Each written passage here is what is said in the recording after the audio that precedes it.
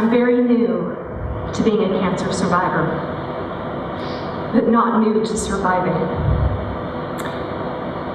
You see, I watched my mother battle leukemia from the time I was 10 years old until I laid in bed with her as a teenager and watched her take her last breath.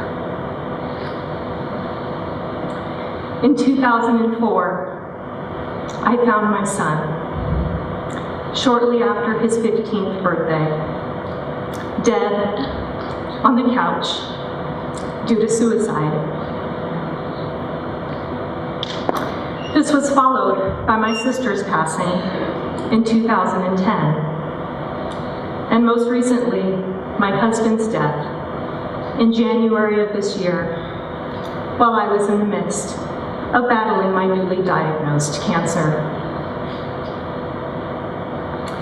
I can tell you this with a peaceful and grateful heart, because each loved one has had a profound impact on me in their life and in their death. They have shaped who I am, and I like who I am. Long ago, I stopped asking, why me?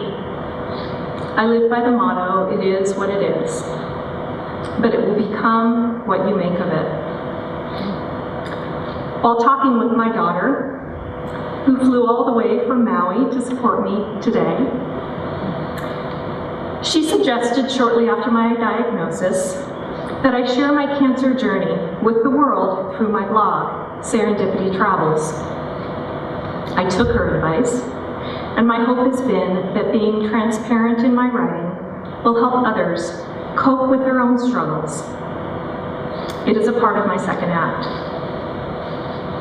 We all have a story to tell, and being vulnerable enough to bare our souls so we can be fully embraced and understood is one of the most beautiful experiences in life.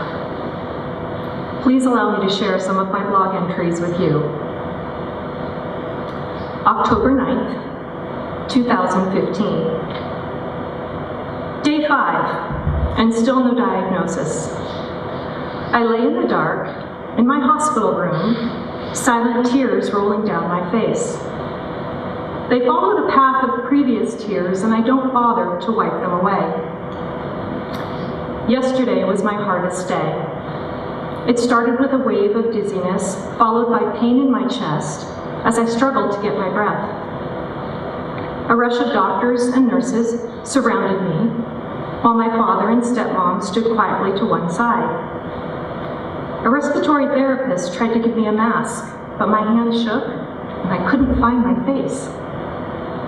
Later, I could hear my stepmom asking questions of the hospitalist quietly outside the cracked door. "I'm sorry. She's very, very sick," was the only response I heard. Now in the quiet of the night, I cried. Not for myself, but for my daughter and parents. I knew what it meant to lose a mother, and I knew what it meant to lose a child. It wasn't supposed to be like this. The blue of the night was replaced by the warm light of dawn peeking through the crooked slats of my window. The flow of doctors and nurses would soon begin, each entering my room with masks and kind eyes that hinted at their hidden smiles. Sprinkled between these visits were medications, blood draws, bone marrow biopsies, and the sound of my family's cheerful voices. They told stories to fill the silent hours and lighten the heaviness that crowded the corners of my mind. The soft-spoken oncologist entered my room, and I could see it pained him to tell me he didn't have news on my biopsy yet. For the next half an hour, he answered all of the questions I asked. Questions based in fear, followed by answers I didn't hear. Day 11, and 2 young doctors confirmed my suspicion of leukemia. They smiled when they told me I had acute promyelocytic leukemia, and at first I thought their upbeat demeanor was a way of softening the blow, but they seemed truly excited. "You don't understand. This is a good thing." This is the most curable form of AML leukemia there is. It's very aggressive, but also rare and very treatable. In that moment, I began to sob. These were tears of joy. And I said the most heartfelt prayer I've ever said. Thank you, God. December 25th, 2015. I spent Christmas morning getting chemo. My treatment plan calls for 110 chemo infusions, and there were no breaks for holidays. I was given a beautiful gift of poison, wrapped in a clear plastic bag, hanging on a pole just for me. A gift bag of arsenic that I'm so thankful to receive. And it made me think about the irony of it all. Society loves a triumphant, positive hero. It makes us feel good to see someone fight and win and stay strong through it all. It's much harder to see someone rage and fall apart and admit that they're struggling. This scenario puts pressure on a cancer patient to bury their emotions for the benefit of others.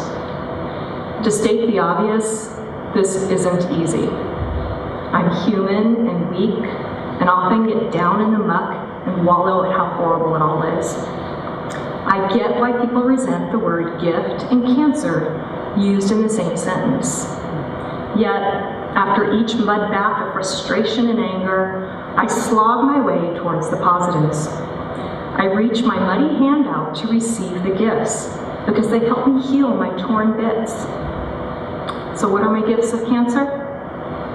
I've been shown the beauty of the human spirit. Unselfish, compassionate human beings have appeared in abundance. If I ever question my worth in this world, I will never do so again. I know I'm loved. I let the trivial fall away, cherish authentic relationships, live and speak my truth. I'm quick to hug and slow to leave. I value kindness above all else. We don't know when our time on this earth will end. Cancer took a distant death deadline and shoved it in my face for examination. Remission has allowed me to distance myself from the inevitable once again, but keeps my mortality present enough to appreciate each day. In a very real and powerful way, I know that today is a gift, and in my second act, I recognize the perfection in all experiences. Now, I travel a nation, a solo female in her tiny trailer, camera in one hand, pen and paper in another, experiencing life to its fullest and sharing a piece of my soul with others in the hopes that they too can create a second act after their struggles. The good news is that none of these lessons need come from experiencing cancer. In fact, much of this I already knew. But leukemia has been the catalyst in reminding me to love, to feel, to travel, to take risks, to be gentle with myself, and ultimately to connect on a deeper level. Thank you, cancer. Now get lost.